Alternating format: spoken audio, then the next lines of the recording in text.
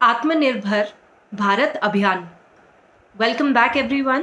हम ये तीसरी अपनी प्रेजेंटेशन कर रहे हैं करंट अफेयर्स की सीरीज़ में। We are at the fag end of our lockdown and rightfully so. Since March 2020, India has been together and we are fighting a certain virus together. Recently, our Prime Minister has come back and told us that we do have the system in place. हम सबको उतनी awareness है कि कैसे हमने अपनी देखभाल करनी है और हमने अपने आगे पीछे वालों की देखभाल करनी है। लेकिन जितना भी डरावना है ये virus, we need to understand that there is always a way forward. तो हमें जीना भी पड़ेगा और हमें आगे बढ़ना भी पड़ेगा, as our prime minister says. So very recently he came up with this abhiyan and he focused on 5 pillars. But before going into these 5 pillars, I need to just make sure that you understand the meaning of 2 terms. One is self-reliance, one is self-sufficiency. So self-reliance की बात हो रही है, self-sufficiency की बात नहीं हो रही, क्योंकि कोई भी इस दुनिया में self-sufficient नहीं है। सेल्फ सफिशिएंट अगर हम होते तो हम अपना खुद का ऑक्सीजन प्रोड्यूस कर रहे होते, अपना खुद का खाना फ्रॉम स्क्रैच प्रोड्यूस कर रहे होते, हमें फ्लोरा एंड फौना की कोई ज़रूरत ही नहीं होती, और जो चीज़ हो ही नहीं सकती। Which is why we don't use the term self sufficiency, we say हम आत्मनिर्भर हैं, we are self reliant.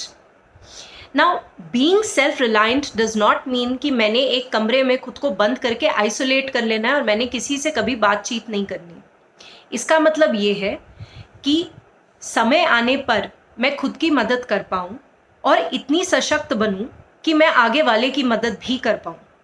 That is the concept of self reliance.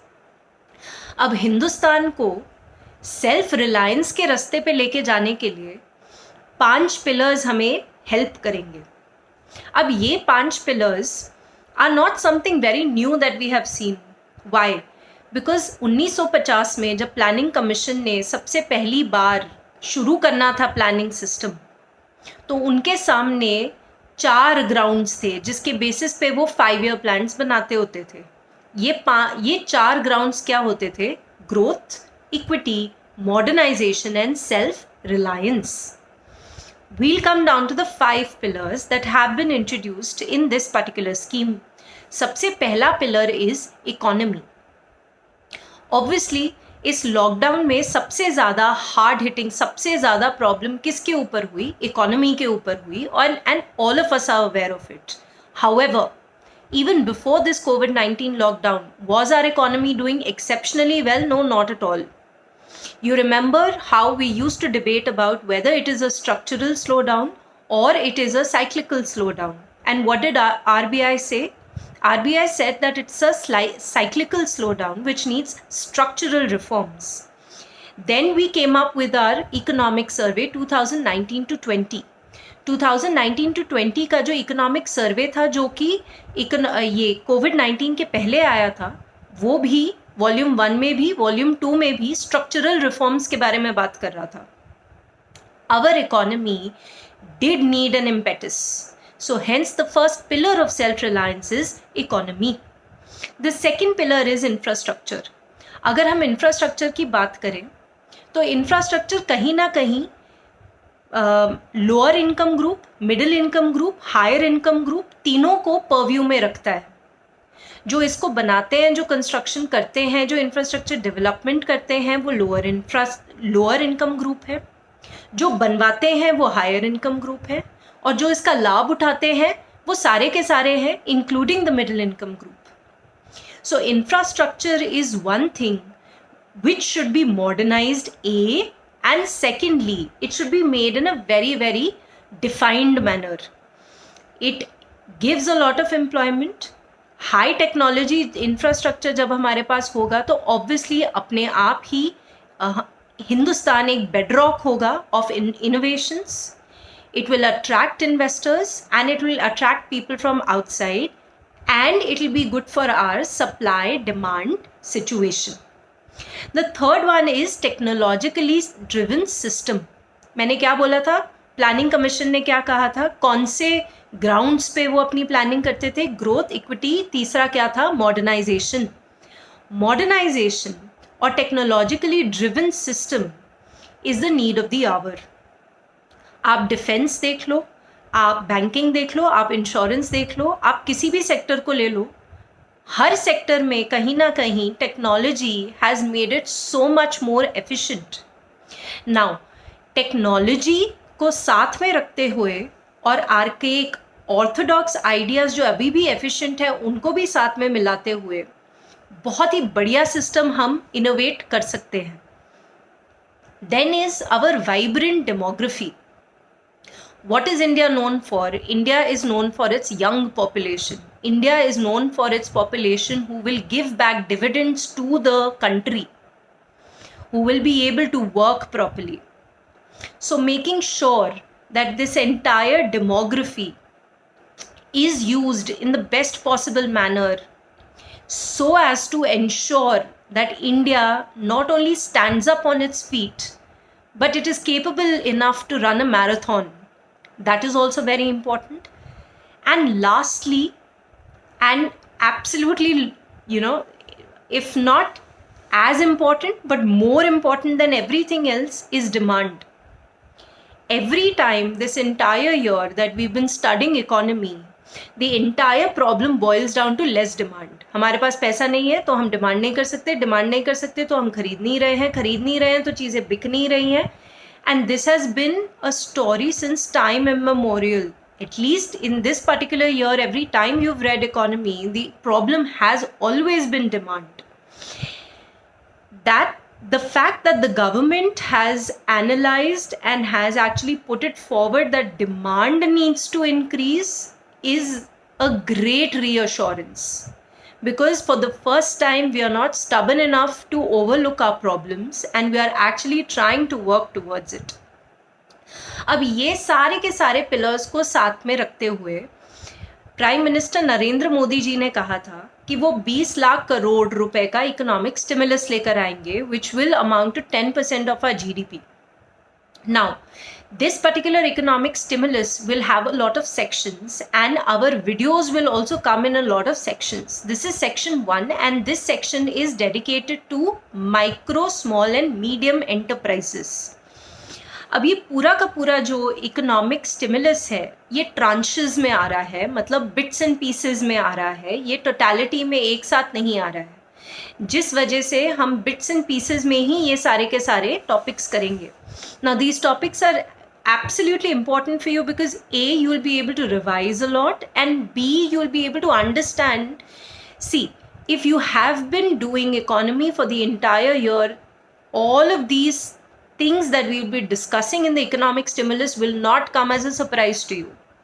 Yes, if you've started doing economy अभी आपने economy करनी शुरू की है, शायद उस वजह से आपको ये चीज़ें नहीं लगे, लेकिन जिन्होंने पूरे एक साल तक ये इकोनॉमी पढ़ी है या पहले से इकोनॉमी पढ़ रहे हैं उनके लिए ये कोई इतनी बड़ी बात नहीं होएगी. हाउएवर रीअश्योरेंस ये है कि फाइनली इन बातों के बारे में गवर्नमेंट भी ओपनली आके बात कर रही है. So the first thing is we don't need to be isolated. Now this is very important. See, we are not saying कि हम लोग सिर्फ और सिर्फ अपने में ही रहेंगे, इंडिया ही प्रोड्यूस करेगा, इंडिया ही कंज्यूम करेगा, बाकी कोई इंडियन प्रोडक्ट्स कंज्यूम नहीं करेगा, ना इंडिया किसी और के प्रोडक्ट्स कंज्यूम करेगा. हमने ये बोला ही नहीं.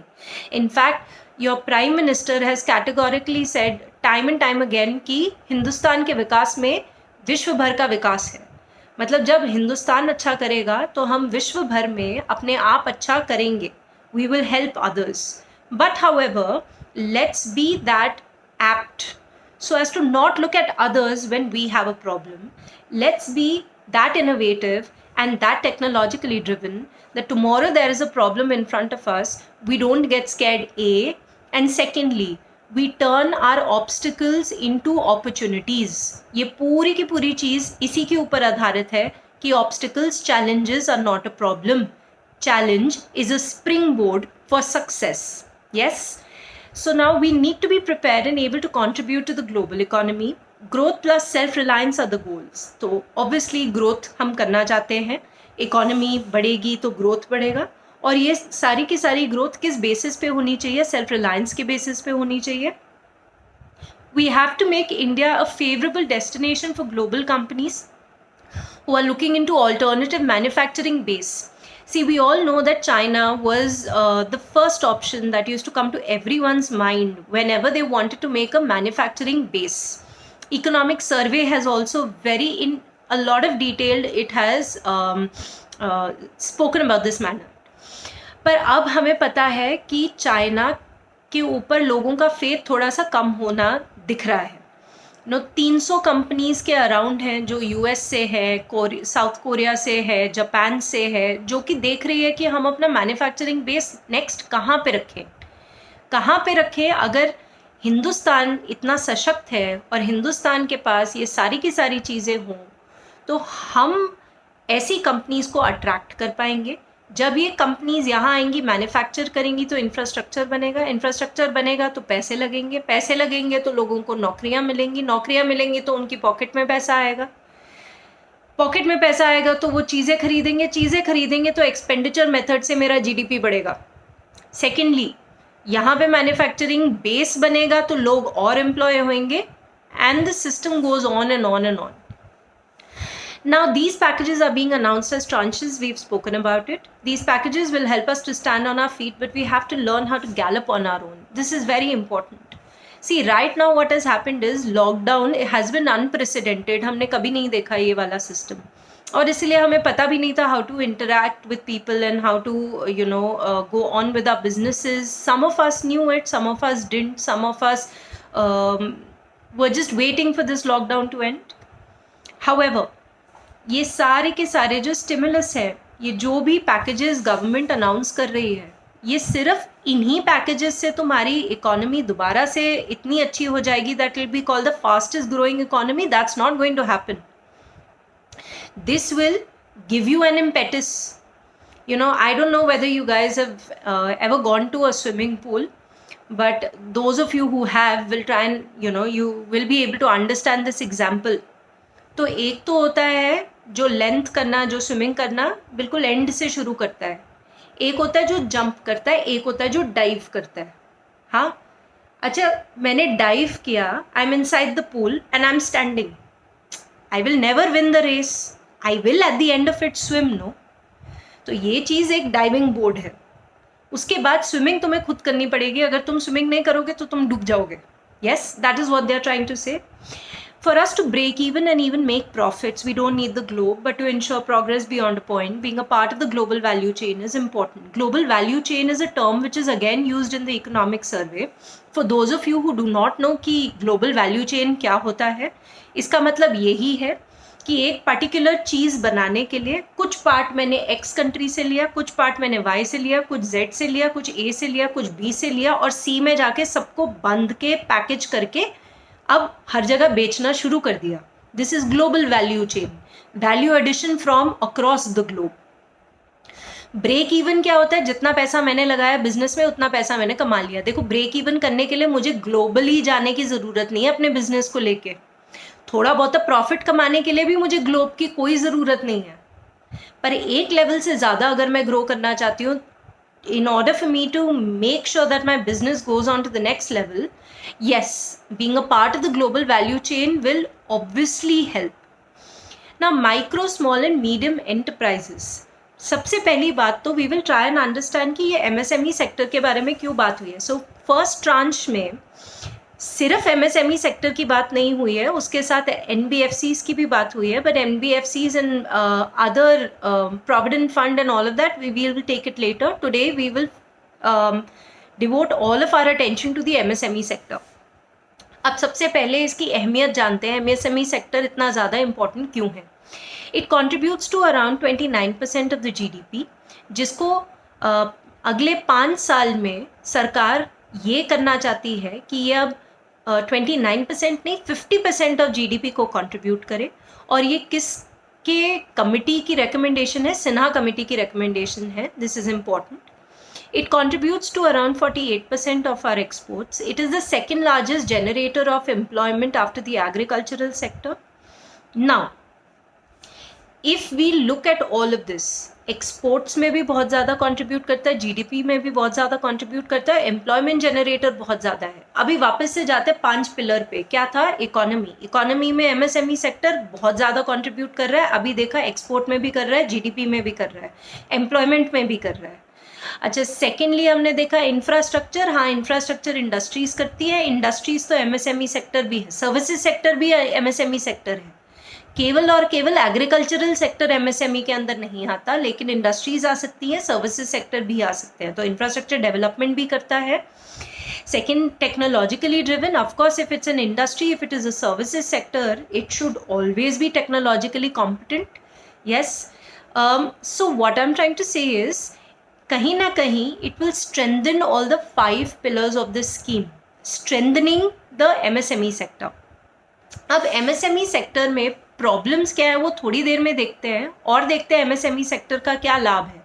सो ये सेक्टर को ना बैकबोन बोला जाता है for the make in India project. Micro small medium enterprises जो है लोकल गुड्स बनाए, they should make it in India so that our own economy, which is driven by our indigenous population, that grows.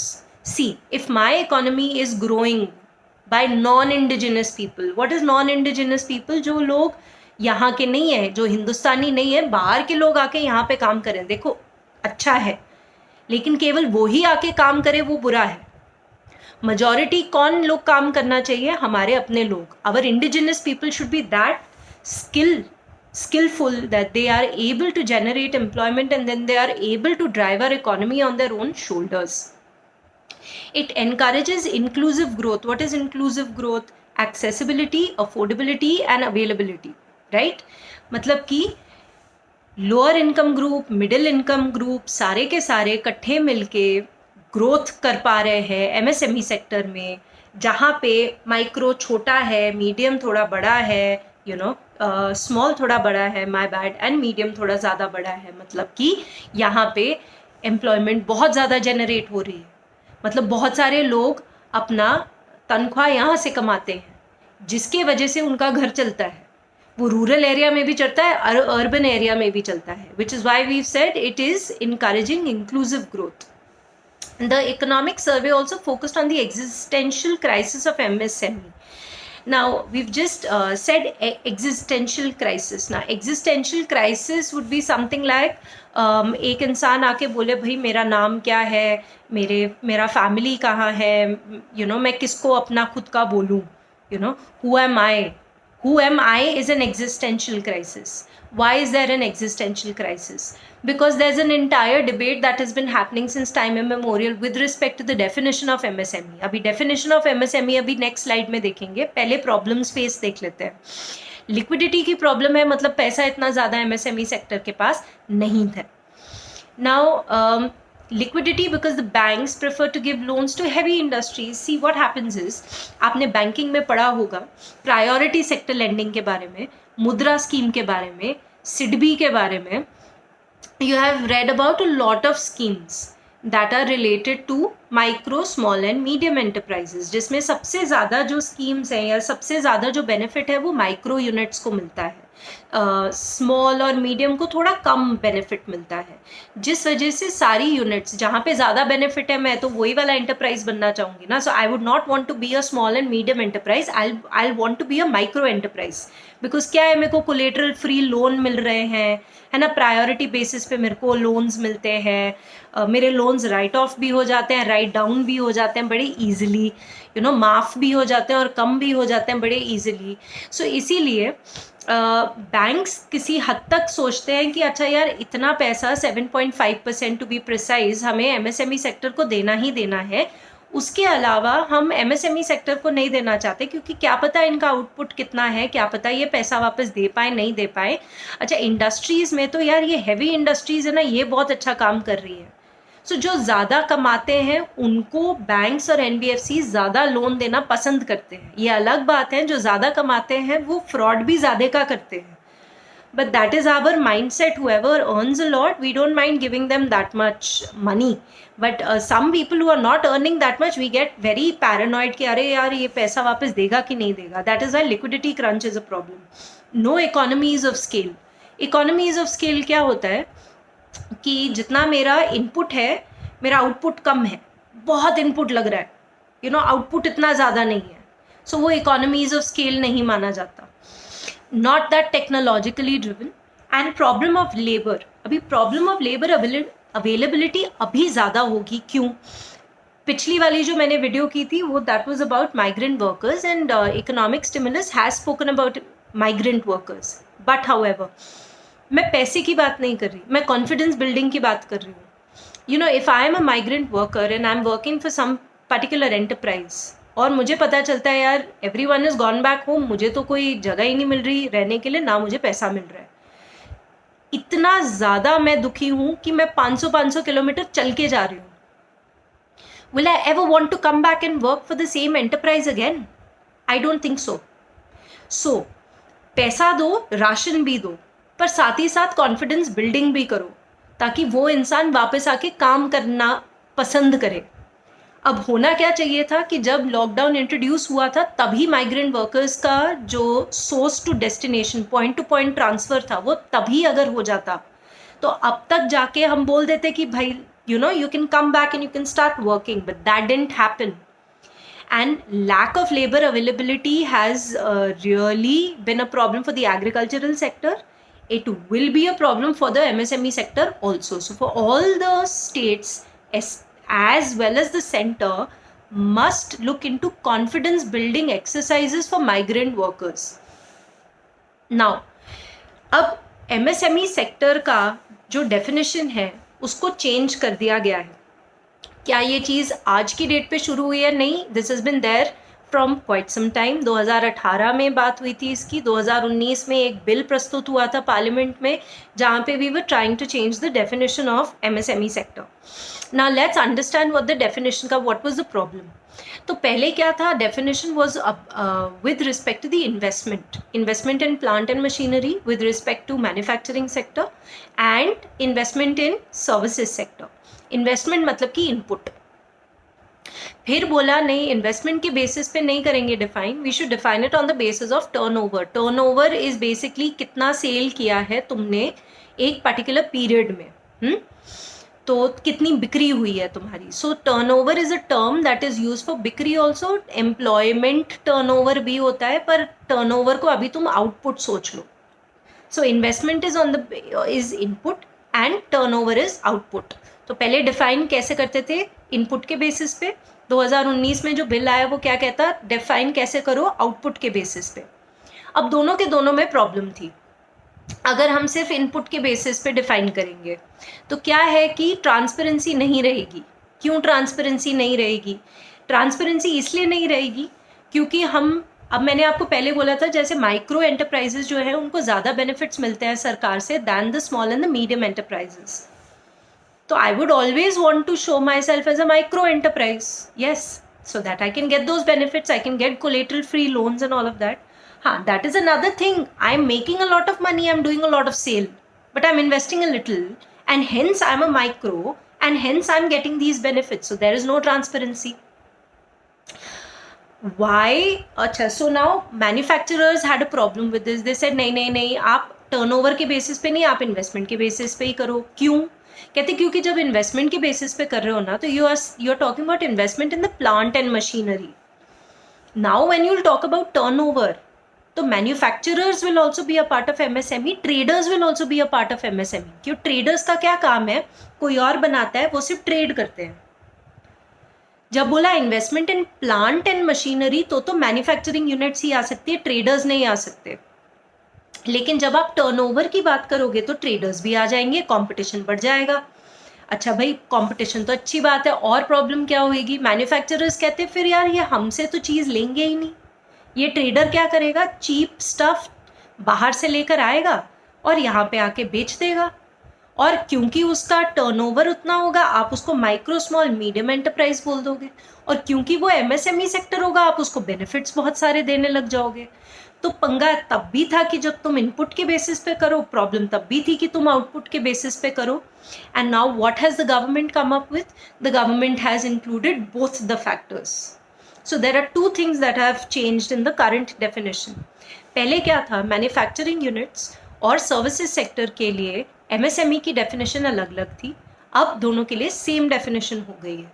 दूसरी बात, पहले केवल investment के basis पे definition थी, अब investment as well as turnover के बेसिस पे डेफिनेशन आ चुकी है, which is there on your screen. ये गवर्नमेंट ऑफ इंडिया की वेबसाइट PIB से लिया है, ये आप देख सकते हैं। Revised MSME classification composite criteria, because it is composing of two factors, investment as well as the annual turnover. You have seen कि earlier जो classification थी manufacturing units and service enterprises के लिए अलग अलग थी, अब manufacturing and services become the same, which is good.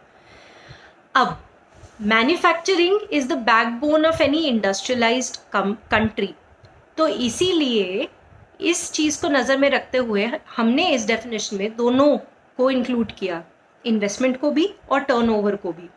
Now why is this change important? क्योंकि इस पर्टिकुलर चेंज की वजह से बहुत सारे ऐसे एंटरप्राइजेज हैं, क्लैरिटी आ जाएगी और बहुत सारे एंटरप्राइजेज इंक्लूड भी हो जाएंगे और उनको बेटर लोन्स की प्रोविजन मिलेगी और उनको गवर्नमेंट के बेनिफिट्स भी ज़्यादा मिलेंगे और सबसे इंपॉर्टेंट चीज़, इनका एग्जिस्टेंशियल क्राइसिस ख़त्म हो जाएगा। तो ये MSME सेक्टर को पहले तो हमने रीडिफाइन किया। दूसरी बात हमने क्या की, आउटस्टैंडिंग लोन्स के बारे में हम बात कर रहे हैं। सो आउटस्टैंडिंग लोन्स इधर लिख रहे हैं और आगे हम लिखेंगे स्ट्रेस्ड MSME।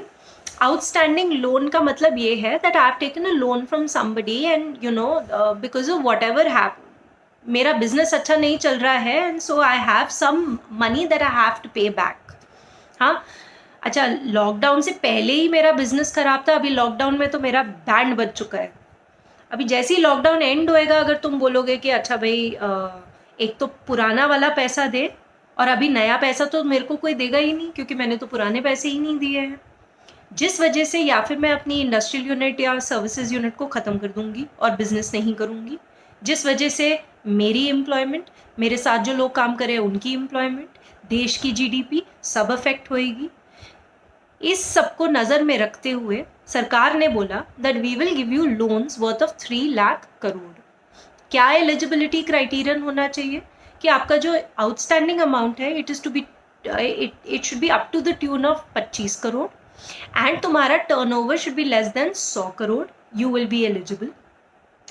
और तुमको जितना भी तुम्हारा आउटस्टैंडिंग डेट है ना, वो पे करने के लिए तुम 20% का लोन ले सकते हो। सो फॉर एग्जाम्पल, अगर 100 रुपये का लोन है तो मेरे को 20 रुपये का आउटस्टैंडिंग, 100 रुपये का आउटस्टैंडिंग अमाउंट है तो मेरे को 20 रुपये का लोन मिल जाएगा उसको फुलफिल करने के लिए। अच्छा, ये जो मैं लोन लूँगी to pay back the outstanding amount, इस लोन पे कोई कोलेटरल नहीं होगा। फिर तो बैंक्स का बैंड बज गया, पहले ही पैसा वापस नहीं आया, अब लोग पैसा लोन लेने आ रहे हैं ताकि वो पुराना पैसा वापस दे सके और इस वाले लोन पे कोई कोलेटरल भी नहीं है। बैंक पागल नहीं है कि वो ऐसा लोन देगा, लेकिन देगा। क्यों देगा? Because of this thing called 100% guarantee by the government, कि कल जाके अगर मैंने ये पैसा वापस नहीं दिया तो कौन देगी? सरकार देगी, तभी कैप लगाई है। एक और चीज़ है, ये जो मैंने लोन लिया ताकि मैं अपने आउटस्टैंडिंग अमाउंट को पे बैक कर सकूं, ये लोन मैं लूँगी 4 साल के लिए, जिसमें जो पहला साल है उसमें मॉरेटोरियम मिला है, मतलब मुझे मेरा प्रिंसिपल अमाउंट देने की कोई ज़रूरत नहीं है। रेट ऑफ इंटरेस्ट देना पड़ेगा पहले साल में, प्रिंसिपल अमाउंट रीपे करने की ज़रूरत नहीं है, बाद में रीपे करूँगी, ठीक है। और जो इंटरेस्ट अमाउंट है वो भी कैप होगा, ऐसा नहीं कि इट्स फ्लक्चुएटिंग ऊपर नीचे, मेरा ही बैंड बज गया। सो the tenure is for 4 years. For the first year, don't have to pay the principal amount. There's a moratorium on it. And there is a cap on the interest limit. And in case I am like absolutely hopeless और मेरे पास कोई पैसा नहीं है, तो 100% sovereign guarantee है भाई, government पैसा देगी. So which is great. This will benefit around 45 lakh MSME. ये मैं नहीं कह रही, PIB, Government of India, Nirmala Sitharaman, all the government sources are saying this, that keeping in mind these outstanding loans, around 45 lakh MSME will benefit. See, it is serving two purposes. एक तो liquidity मिल रहा है, आपको पैसा मिल रहा है ताकि you can propel forward. And I told you, ये package is not for you to run a marathon. This package is to stand on your feet. See, running the marathon has to happen on your own. तो तुम्हारा skill, तुम्हारी technology, तुम्हारी will बहुत ज़्यादा काम में आएगी। लेकिन ये सबसे पहले कॉन्फिडेंस होना चाहिए. A lot of people are lacking the confidence to go back and start their businesses again. They're actually scared that, how will we start it all over again? So this particular fear, keeping this in mind and keeping in mind that the MSME sector is the second largest producer of employment, it's a wonderful step that the government has taken. Is it enough? No. But was it needed? Absolutely yes. ठीक है. अब next हम stressed MSME की बात कर रहे हैं. सो पहली बात तो स्ट्रेस्ड की बात क्यों कर रहे हो तुम? NPA वर्ड क्यों नहीं यूज कर रहे? NPA वर्ड इसलिए नहीं यूज कर रहे क्योंकि our finance minister had categorically said that no MSME will be termed as NPA until March 2020. Sadly, March 2020 में ही ये लॉकडाउन का शुरुआत हुआ, जिस वजह से अभी तक वो सारे लोन्स को हम स्ट्रेस्ड बोल रहे हैं, NPA नहीं बोल रहे हैं. Firstly, so a subordinate debt of up to 20,000 crore will be provided to MSME which were categorized as stressed asset. ये सबॉर्डिनेट डेट का मतलब क्या होता है? सबॉर्डिनेट डेट का मतलब ये होता है कि ये पहली बात तो डेट क्या होता है? लोन. लोन कौन देगा? सरकार दे रही है. किसको दे रही है? MSME को दे रही है. क्यों दे रही है? क्योंकि MSME ने जो लोन दिया था वो स्ट्रेस्ड हो गया है. ठीक है, उसने किसी से लोन लिया था और वो MSME पूरा का पूरा स्ट्रेस्ड हो गया है.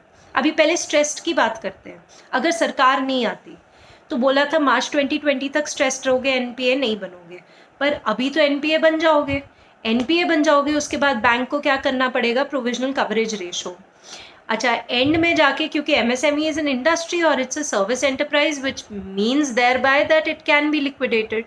अगर लिक्विडेशन हो गई और ये MSME के पास उतना पैसा ना रहा तो ये बंद पड़ जाएगा. बंद पड़ जाएगा तो GDP पे भी इफेक्ट पड़ेगा, एम्प्लॉयमेंट पे भी इफेक्ट पड़ेगा. It will be very bad for the entire macro view of the economy. So hence what we are saying is, सरकार देगी आपको इतना लोन, कैप लगाई है, पर इतना सबॉर्डिनेट डेट देगी. अभी सबॉर्डिनेट डेट का क्या मतलब है? कि ये वाला पैसा, मतलब जब अगर बाय चांस लिक्विडेशन हो रही है, अच्छा कोई मुझे डेट दे तो वो क्रेडिटर, मैं डेटर. ठीक है, अगर मेरा लिक्विडेशन हो रहा है, मेरी कंपनी ख़त्म हो रही है, तो पहले मैं सिक्योर्ड क्रेडिटर्स को पैसे देती हूँ. यू रिमेंबर हमने इंसॉल्वेंसी एंड बैंकरप्सी कोड में एक प्रायोरिटी लिस्ट की थी जिसमें हम रेम्यूनरेशन देते हैं लिक्विडेटर को. फिर then we come down to the secured creditors, then we come down to the unsecured creditors. इन क्रेडिटर्स के बाद आएगा वो इंसान जिसने मुझे सबॉर्डिनेट डेट दिया है. मतलब कि अपॉन लिक्विडेशन सरकार को सबके बाद पैसा मिलेगा, और शायद मिले भी ना. ठीक है जी. Now we are not using the term NPA. I've already done this. 2 lakh MSME will benefit from this. These are government figures. But for this to really work, right, there has to be shift. There has to be a shift even in the banking sector. Now if you remember in the economic survey, बहुत ही clearly define करके दिया था कि कौन से होते हैं wilful defaulters, कौन से होते हैं इनोसेंट डिफॉल्टर्स, उनके ट्रिगर पॉइंट्स क्या होते हैं और हमने कैसे डिफॉल्ट्स को रोकना है. तब हमें कोविड-19 के बारे में नहीं पता था. तो अगर सरकार ये पैसा दे रही है तो क्यों दे रही है ये पैसा? क्योंकि कल जाके अगर मेरा जैसा MSME जाके लोन मांग रहा है तो उसको पता है यार कि अच्छा इसको ना गवर्नमेंट का हाथ है इसके ऊपर. So automatically their confidence will increase. But it's easier said than done. What the banks need to do right now is they need to put to rest their 4C ka concept. What is this 4C ka concept? The first C is character of the borrower. Second is capacity to repay. Third is capital asset of the business of the borrower. And fourthly is the collateral. इन सबको नज़रअंदाज करना पड़ेगा, फिर ही जाके वो easily loan provide कर सकते हैं to the MSME sector. Next is equity infusion.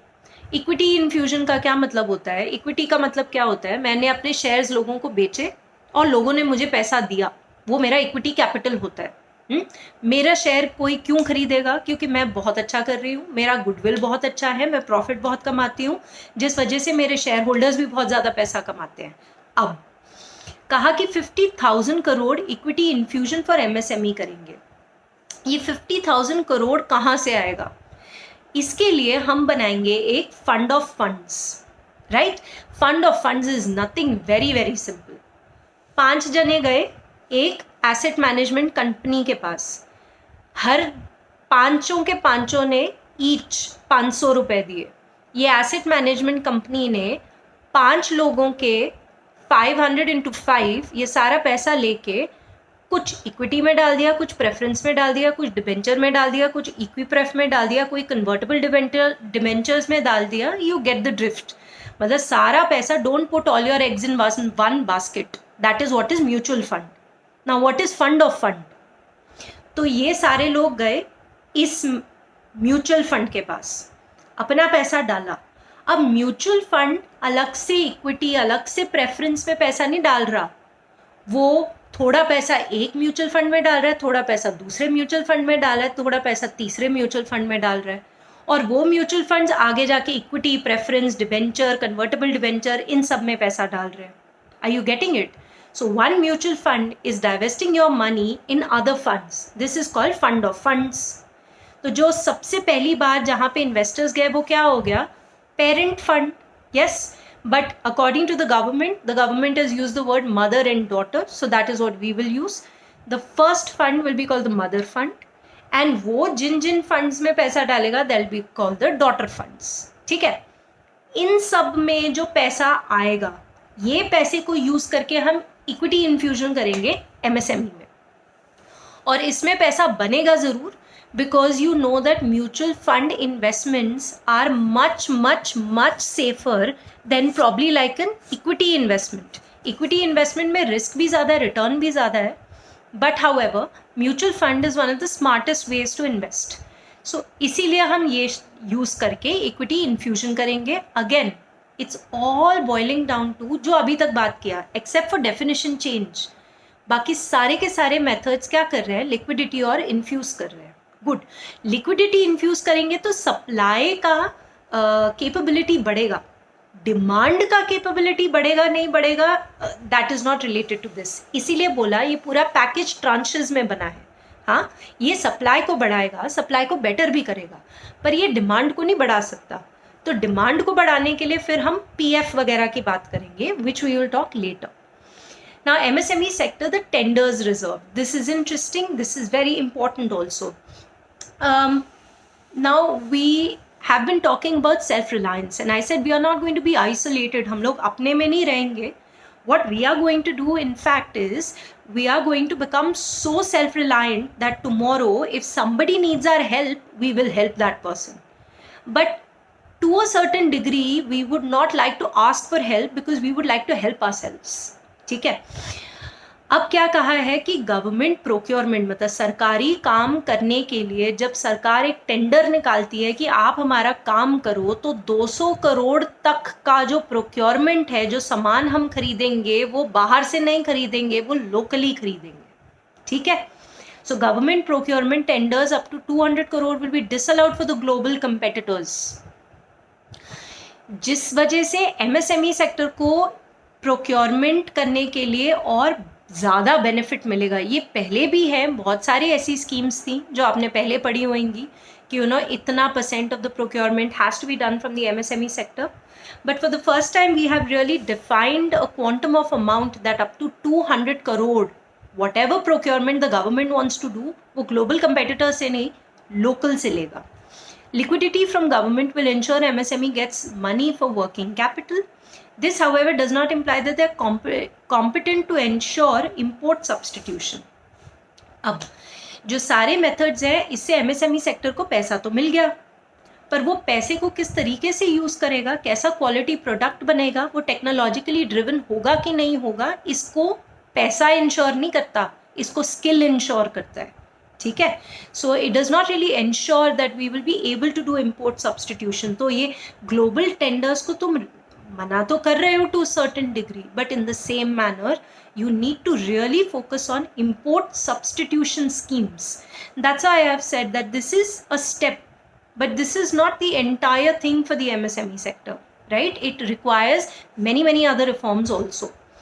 Now, the Economic Survey 2019 to 20 also focused upon the global value chains. We've spoken about this, which can be made when we are capable and committed towards the task at hand. मतलब कि अपनी चीज़ों को ढंग से बनाओ। Now, reserving the procurement is also subject to many local aspects like market condition, labor law, land law, etc. वो भी सही बात है कि मतलब अगर procurement करनी है, अगर local market से करनी है, तो केवल उनको पैसा देना इनफ नहीं है, उनके लेबर के लिए लॉ बनाओ, उनके लैंड के लिए लॉ बनाओ, उनकी कंडीशंस को थोड़ा फेवरेबल बनाओ, तो जाके वो अच्छा प्रोडक्ट दे पाएंगे, तो जाके इम्पोर्ट सब्सटीट्यूशन एक्चुअली हो सकती है. Yes. Lastly, linking digital markets. This is not something which is new. E-trades, trade receivables market, ये पहले भी हो रही थी. अभी भी हम क्या करने की कोशिश कर रहे हैं कि पूरे के पूरे MSME सेक्टर को अगर हम लोग डिजिटलाइज कर दें, जैसे कल परसों इकोनॉमिक टाइम्स में आया था कि जो भी APMCs are linked to eNAM, मैं एग्रीकल्चरल सेक्टर की बात कर रही हूँ, वो सारे के सारे इस पूरे के पूरे लॉकडाउन में काफ़ी अच्छी तरह से काम कर पाए as compare to those who were not linked to the eNAM. तो obviously if the world is getting technologically driven, see, I'm not saying that everything can happen online, but however certain things can, and there is a certain amount of transparency when it happens online, you know. So क्या requirement है, कितने eligible vendors हैं, किसको वो product मिला, किसको वो project मिला, सॉरी, यू नो, वो बड़ा ही ट्रांसपेरेंटली सबको दिखता है. तो इसमें झोल होना, थोड़ा सा यू नो करप्शन होना थोड़ा कम केसेस होते हैं, जिस वजह से this economic stimulus is also said that we will link all our MSMEs to the digital market so that the procurement becomes more efficient, right? And that is all for today. The next topic will come shortly, but for now you will look into this and you will write down the problems that you think will still remain even after the liquidity infusion. Yes, and that is something that you need to focus on, and that is something you need to have a solution for. Rest. Thank you very much. I will see you super soon. Stay well, stay happy, and thank you very much.